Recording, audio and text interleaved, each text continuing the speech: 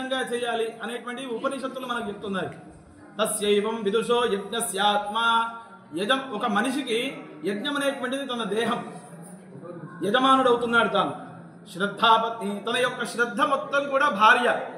శరీరం విద్మం ఉండేటువంటి ఎముకలన్నీ కూడా యుద్మాలు, కర్రలు. శరీరం విద్మం ఉరోలోమాని బర్హి ఉండేటువంటి వెంట్రుకలన్నీ కూడా దర్భలు.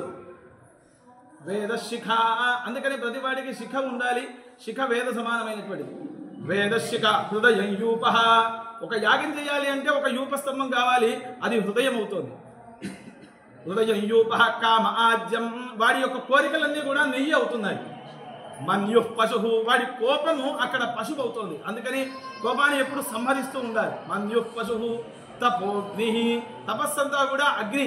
దమశమయిత దక్షిణ వాగ్భోత వాడి వాక్కు ఉద్గాత మంత్రం చెప్పేటువంటి బ్రాహ్మణుడు అవుతున్నాడు. ప్రాణ ఉద్గా చక్షురధ్వర్యు ఒక యజ్ఞం చేయాలంటే అధ్వర్యుడు హోత బ్రహ్మ, అధ్వర్యు హోత బ్రహ్మ వీళ్ళందరూ కావాలి. అలా చక్షురధ్వర్యు చూసేటువంటి కళ్ళు అధ్వర్యుడవుతున్నాడు. మనో బ్రహ్మ మనస్సు బ్రహ్మ. శ్రోత్రం అగ్ని ఆగ్నేయుడు చెవులవుతున్నాయి.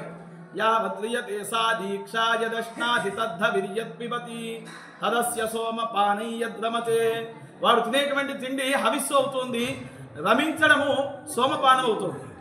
తదస్య సోమపానై యద్రమతే తదుపసదో యత్ సంచరత్యుపవిశత్యుత్తిష్ఠతే చ సప్రవర్గ్యో యన్ముఖం తదాహ వనీయః లేచి తిరుగుతూ కూర్చొని మాట్లాడుతూ పరిగెడుతూ అలా ఇలా రావడం ఇవన్నీ కూడా సవనాలు. యత్ సంచరత్యుపవిశత్యుత్తిష్ఠతే చ సప్రవర్గ్యః అది ప్రవర్గ్యము అనబడుతుంది.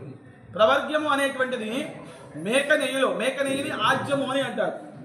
ఆజ్యములో మేక పాలను, మేక నెయ్యిని బాగా ఉడికించి ఆ ఆజ్యములో ఎప్పుడైతే పాలు పోస్తామో అందులో నుండి ఒక అగ్ని పైకి వస్తుంది, దాన్ని ప్రవర్గ్యము అంటారు. ఉష్ణం ఉష్ణేన శీతలం. ఆజ్యము ఉష్ణం, మేకపాలు ఉష్ణం.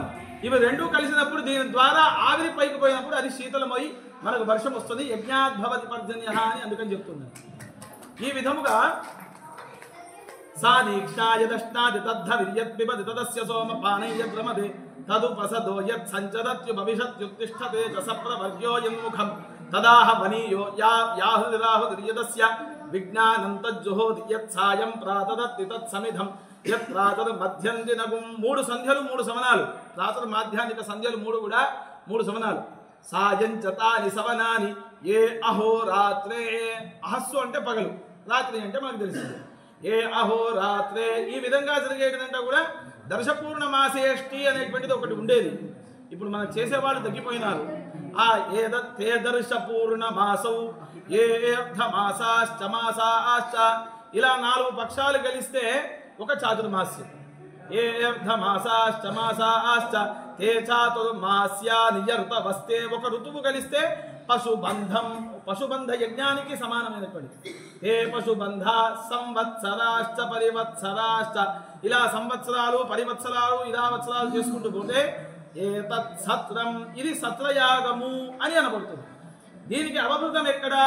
ఏతత్ సత్రం యన్మరణం తదవభృత ఏతద్వై జరామర్యమగ్నిహోత్రం. యజ్ఞానికి అవభృత స్నానం మరణం.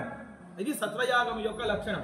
కావున ఉన్నటువంటి వాళ్ళము స్నానం సంధ్యా జపోహోమో దేవతానాంచ పూజనం అతిథ్యం వైశ్వదేవాంచ షట్కర్మాణి దినే దినే.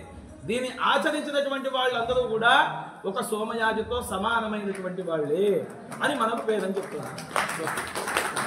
వాగ్ద్వారే ఋగ్వేద ప్రియతమ ఋగ్వేద సేవామవధారయ.